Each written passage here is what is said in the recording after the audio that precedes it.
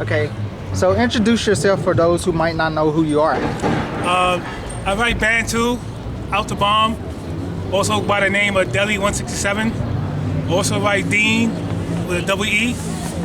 And I also wrote S127. Okay. And I also had another name, I had like 5 names. I wrote Bravo 2, B-R-A-V-O, Bravo 2. Got it? Yeah. So what borough and neighborhood are you from? I'm originally from Harlem, New York, where I moved to the Bronx in 1975. I'm from the South Bronx in the Grand Concourse of Lewis Morris. It's at 174th Street in the Grand Concourse. So what was it like growing up in Harlem? Growing up in Harlem was fun. It was back in the early 70s. Cause I was born in the 60s, 62. Coming up in Harlem was practically really good for me. I went to PS 208. I went to Jackie Robinson 13. I lived at Lenox Avenue, 111th Street. Had a 6th floor walk up. Kept in shape at an early age. And then I used to come to the Bronx to visit my family. We used to take the 3rd Avenue L. That's when the 3rd Avenue L was up. I must have been at least 8, 9 years old. Okay, when did you first start noticing graffiti? I first started noticing graffiti at an early age. I probably was 8 years old, 8, 9. My mom used to take us to Coney Island. We used to go to, come up to the Bronx, the 3rd Avenue L, go to Fordham Road. I noticed graffiti when we take daily trips, and I would look at the train and see the names of the train and stuff like that. So I was really fascinated with that. Even when the 3rd Avenue L, when the 3rd Avenue L was up, I used to see the little tags here and there. But I never actually seen nobody actually do graffiti. All I seen was the names on the trains, and I was really fascinated with that at an early age, I can say. Who are some of the artists that you seen up at the time? Oh, the names that I used to see was probably Joe 161, Lee 163, Eva, Tacky 183, and Super Cool 223, Hulk 62. It was a few names, but I was still too young to even actually read up on these guys or whatever. Okay, who are some of the artists that inspired you to write graffiti? Well, I used to see Blade, Lee, COMET, FUZZ ONE. I see a few other guys that I could really say that I admire and who really got me into drawing. I used to always go to school. I used to doodle on the paper. Instead of listening to the teacher, I would doodle like draw. But I never really came into graffiti. But I used to be an artist. Used to draw planes. Used to draw Gigantor. Used to draw Superman and stuff like that. So I really never paid attention in schools. But then I just kind of like got into the graffiti era because I used to take the train by myself. Like back then, in the early 70s, you could be 6, 7 years old and get on the train by yourself and take long rides, and nobody would even question. Nobody would even come up to you, hey, Sonny, are you with anybody? It wasn't like that back in that era. Okay, how did you come up with Band T? I came up with that name Band 2 because I initially started writing Bang, B-A-N-G. So when I would write Bang, I would tag Bang, I would mess up on the G. So I had to come up with, I said, oh, I'm having trouble with my G's, you know. So one day I was just home watching TV, whatever, and the Band Roll-On commercial came on. You know, the Band Roll-On with the deodorant. So that commercial came on, and then I said, oh, let me see, all right, let me see if Band would work. And then was another angle where in 1976, Dad's came out with a song named Brick, and my mother bought the album. She bought the album home, so when on the album cover it said Bang, So that's why I came up with Bang, but then I started messing up with the G again, so I just cut it to short Ban. So I figured, oh, Ban 2, whatever.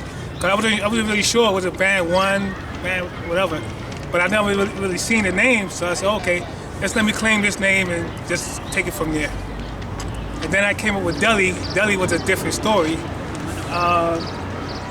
Deli was a name because I was a bike messenger. I wasn't even a messenger, I was a foot messenger, really. And I was sitting, waiting for work, and the supervisor told me to go upstairs to the store, to the delicatessen. So I would go to a delicatessen and buy him a sandwich. So I'm looking at the name, oh, delicatessen is so long. So I said, oh, do anybody like Deli? I said, no, I don't think nobody like Deli because I haven't seen it. I haven't seen it nowhere on the walls, nowhere on the trains, nowhere and so forth. So then I just came up with DELI167 because I used to live there to go to Knock, and me and Knock was cool. So I just said, oh, okay, so since I'm always around 167th Street, just let me write DELI167. So that's why I just came up with the name DELI167. And the rest of the names were just throw-off names because my name was getting too popular in the neighborhood. People was complaining to my mom, oh, he's writing his name over the walls, da, da, da. So that's why I just came up with throw-off names and so forth. Okay, what year did you start writing in? I started writing in 1976. Really, it could have been sooner, but 1976 was a good year to come out. Okay, who were some of your style mentors growing up? Blade, Comet, Lee, Mono, Slug, Fabulous 5. Part was a good mentor.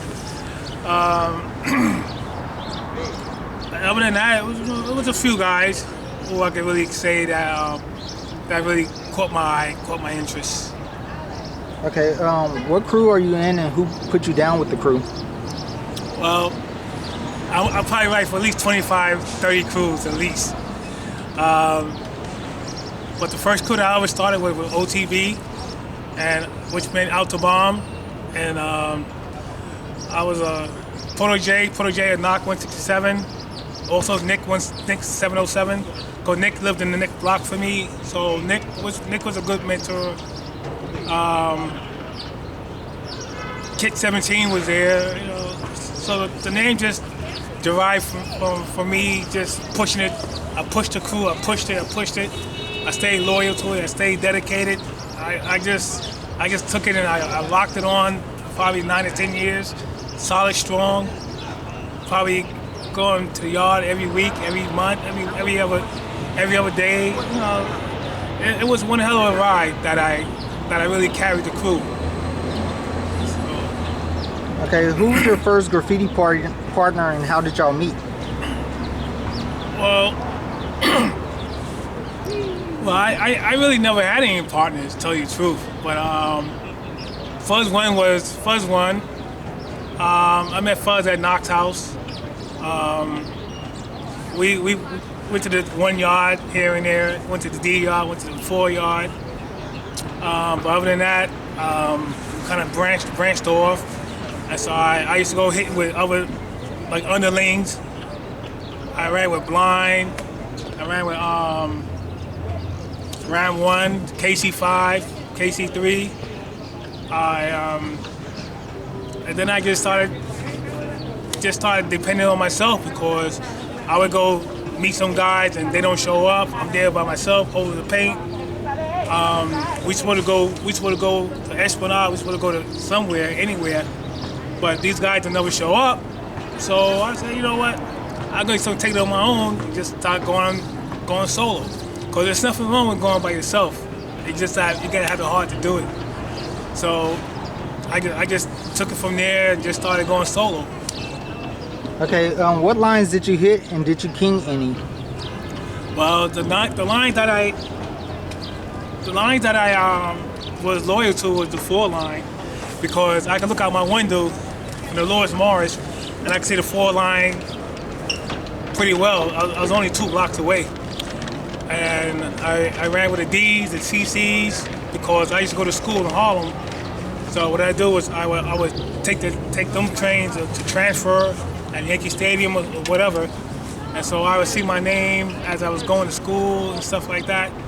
But I actually took King of the Four line from 1983 to 1985. From 1983 to 1985, I was considered #1 top dog of the four line. Okay, you would consider yourself a king of the inside, so you would get your king status back in the days. Like, what did you have to do to become king? Well,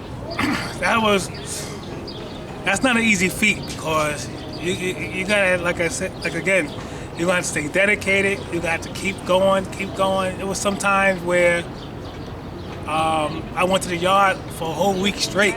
You know what it's like to go to the yard the whole week straight, and you know, I didn't waste no time with layup. When you want to be king, do not waste no time with layup, tunnels, whatever. Just go to the yard and just do a monster hit. You probably got to do it for a few days a week, and then once they notice, you get the recognition that you set up for. Okay, so you invested a lot of your time in your tag. Is that how you perfected it? Well, that comes from that comes from practicing. We could sit down at a table, get some papers, get some markers or whatever. So as you keep coming up with your style, because nobody can really mimic my tag. My tag is really iconic. Everybody, once you see it, you'll recognize it's real recognizable.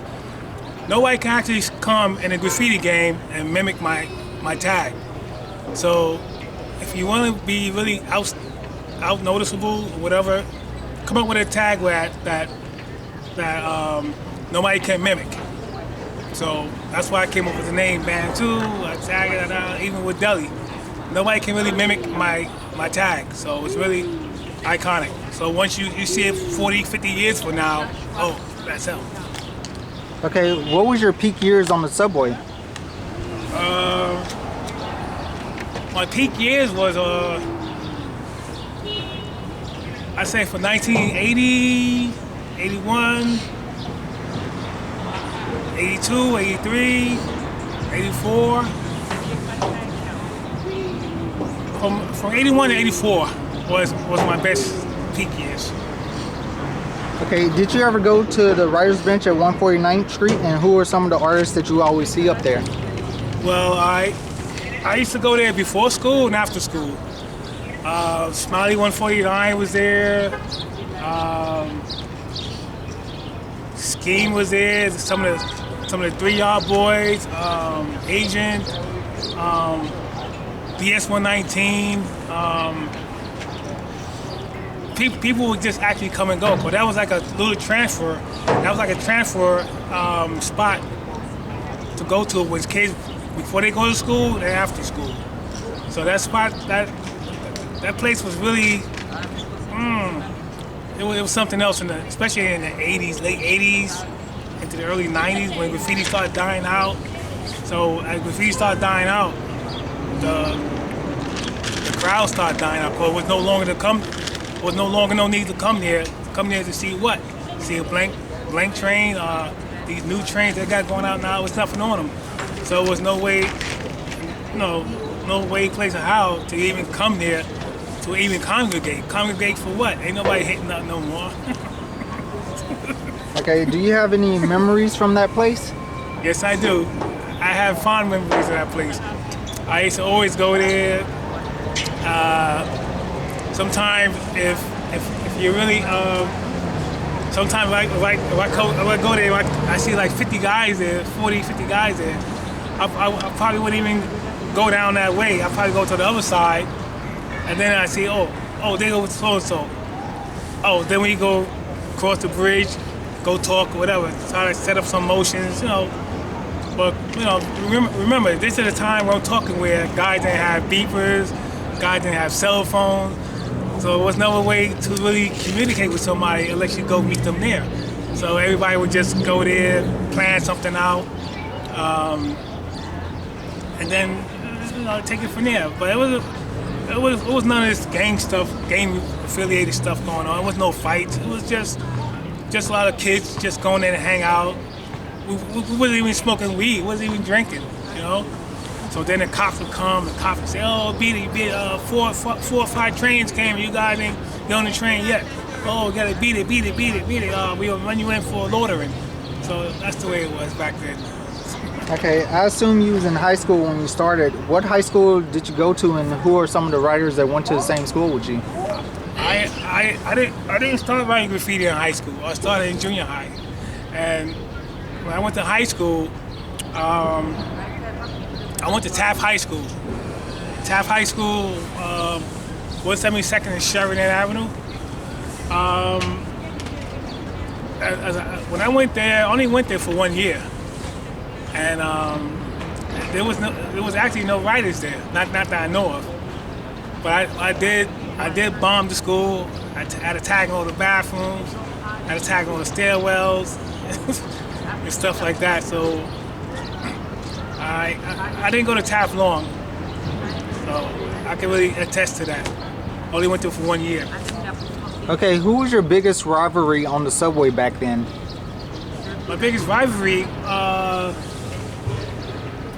had a few rivalries. I really never had no rivalries, but it was all about competition. It was all about competitive. But I know that who I had to go against to really claim the 4 line, and that was Mix 77. Mix 77, 7 Up Chew. He was the really top dog before me. So once he died out, I took over. But other than that, it was all about just trying to make a name for yourself. Okay. I read that you and Fed 2 had beef before. How did that come about, and what was the outcome from that situation? That's an old situation. It goes back over 30 years, and it wasn't really no beef. I never had no beef with nobody. But remember, in this game, it's a lot of talk. People, when we catch them, da. So, you gotta protect your image. Because in this game of graffiti, you don't want to be labeled as a punk. Oh, he took my paint. Oh, he bogarted me. You know what I'm saying? You're not gonna go through half the stuff that you say. When we see this guy, blah blah blah blah. Oh, it was. The story that went on like that, it just got played out, whatever. So it was no big thing. It was just kids being kids, whatever. So I just leave it like that. Okay. What was your favorite layup to hit, and why? My favorite layup. My favorite layup was a 4 layup between Fordham Road and Cambridge. Because it's opposite a park, and the park with the tree gives you good cover.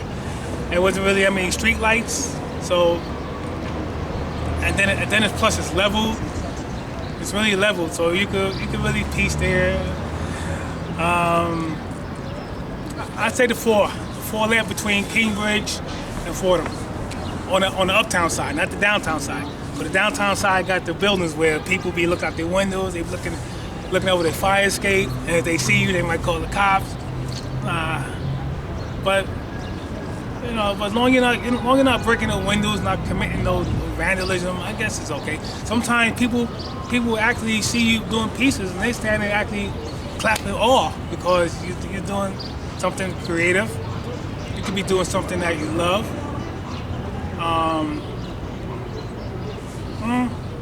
Okay, I know you have a lot of stories, so tell us your favorite raid or chase story, and who were you with? I had a lot of chase stories. One time I was with Polo. pull over at the Gun Hill Road Lamp, number 2 on Gun Hill, and we were just about to do a top to bottom, whatever. We had our paint all laid out, and I look to my right, and I see 4 cops sticking a key into the gate. And so I said, oh my God, the fucking cops is right there. Oh, I mean, they looking dead at us. They probably, I'd say, about 15 feet away from us. So all of a sudden the gate pushes open, everybody just scattered like roaches. I had to jump. I actually had to jump from Gun Hill to the street. I jumped to the street and I took off like a bat out of hell. I didn't care about getting hurt, landing on anybody, whatever. But the way I landed, I mean, if you really want to say, damn. You know, when you leave your house in the morning, and your mom, bye mom, see you later. You expect to come home to a plate of food, whatever. Oh, she cooked. Oh, she left my plate of food out. Blah, blah, blah. But once you go out on a mission, once you go out on a graffiti mission, you don't want to get, you know, you just want to come back home. You know, you don't want to not come home. Your parents know you ain't come home. You know, your bed hasn't been slept in. So the parents, they're gonna start wondering, oh, what the hell are you at?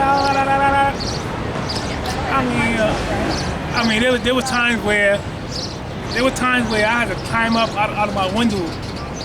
Oh, mom, good night, going to bed. Good night, see you in the morning. We lived in a private house. That's when we lived on Montgomery. I would actually get up in the middle of the night, open my window, slide down the pole to the street, go pieces. Come back and climb back up the pole and get back in my bed. Those was good old days. Okay. Those good old days. Is there someone you would have liked to battle back in the day that you didn't get a chance to? Well, like again, I was never into battling nobody, going up against nobody. Because remember, I really solely depended on myself. So I went hitting by myself. So it was never competitive, whatever. But if it was to be a competitive thing, I would lose. Because the guy Stay High 149, he was really everywhere. Blade was everywhere. It's a few guys that. That I wouldn't even dare to come up against, because like again, I only wrote for 9 years. You understand? Ain't like these guys today doing it for 30, 40 years. I only wrote graffiti for 9 years. So I already made a name for myself. I already accomplished what I wanted to accomplish. Just like now, I haven't touched a can of paint in over 20 years. Now all of a sudden, people wanna. You know, I just do it for the love of the art. I'm not getting no trophies out of this. I'm not getting no big check, no big paydays out of this. I just do it for the love of the art, love of the art. Okay. Why did you stop writing? I stopped writing because look at me, man. Look at me. I'm 58. Going on 59 years old, what I look like still writing. I'm a grown man. You know, don't get me wrong. We could do this until we 60s, 70s, whatever. But I stopped writing due to the fact that there comes consequences when you're doing graffiti, especially street graffiti. You get caught by the cops. You don't even gotta get caught by the cops no more. People is actually turning you in, acting on you and shit. They calling the graffiti squad, the vandal squad. Oh, I know him. He live over there by my boom. All they gotta do is compound all the damage you've done. Oh, we got a secret indictment against you. Do for all this, do for all that. You don't want to be going to court, going to jail for graffiti. How you want to go to jail for graffiti? I thought you go to jail for bank robbery, murder, trying to get some money. I just can't see myself going to jail for graffiti. Cause like again, I'm going back to the time where Mama, we didn't buy paint. Buy paint.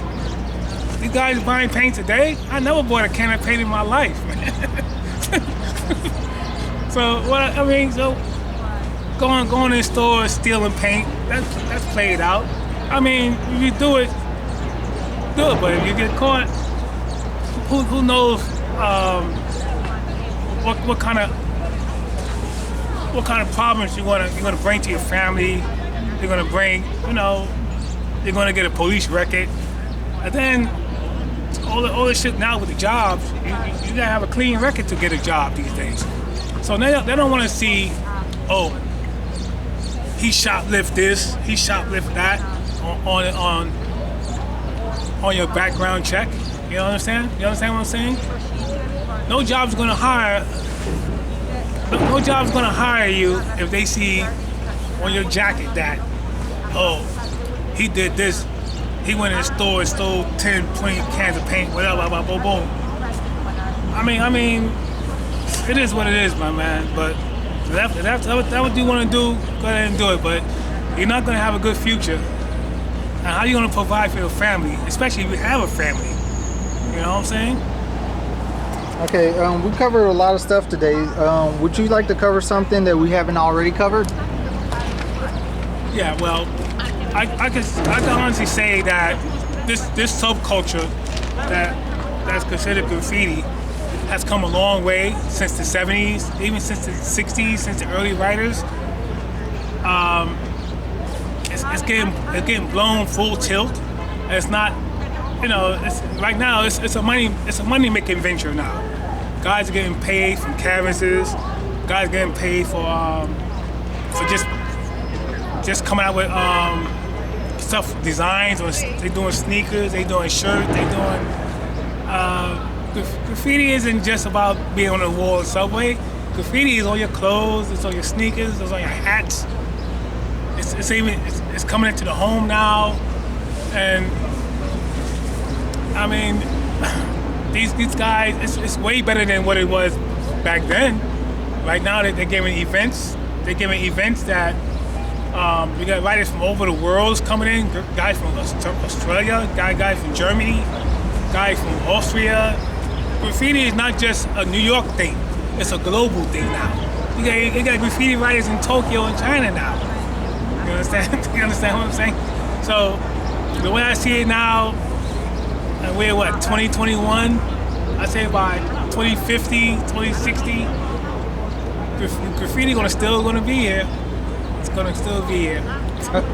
Okay. Any shout outs to your family members or friends? Well, they know who they are. I shout out to my family members, my friends, even the people we lost during this pandemic. We lost a few great artists due to this pandemic. And I want to say rest in peace to my friend, my mentor, Nick 707. He just passed. I just wish God to bless everybody going forward into the new millennium. Just keep graffiti going, because after we're dead and gone, especially if anything happened to me, God forbid, I'm pretty sure my name will be brought even more. I'll probably be even famous than what I was when I was writing. Thank you. Okay. Band 2, OTB.